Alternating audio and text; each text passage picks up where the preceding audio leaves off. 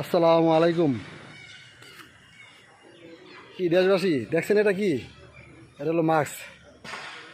মানে এটা কেন পড়ছি জানেন? বাংলাদেশে যে হারে করোনা বাড়তেছে, দোয়া করেন যাতে আল্লাহ না করুক পূর্বের নেই এরকম করোনা যাতে বৃদ্ধি না পায়। যে হারে করোনা বাড়তেছে, ধরেন এই হারে যে আরেকটু বাড়ে, বাংলাদেশে লকডাউন শুরু হয়ে যাবে।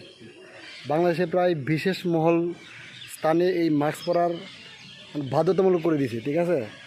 যে রুম থেকে বের হইলেই এই মাস্ক পরতে হবে। হয়তো আপনারা আমরা বা অনেকে বেশিরভাগই সিভিল যারা আছি তারা হয়তো আমরা এটা মানি না, কিন্তু বাংলাদেশের যে বিশেষ বিশেষ স্থান এই মাস্কটা 100% বাধ্যতামূলক করে দিয়েছে। রুম থেকে বের হইলে এই মাস্ক মুখে পরিধান করতে হবে। আল্লাহ না করুক যে পূর্বের নেই যদি করোনা এরকম বৃদ্ধি হয়, 100% বাংলাদেশে লকডাউন হবে।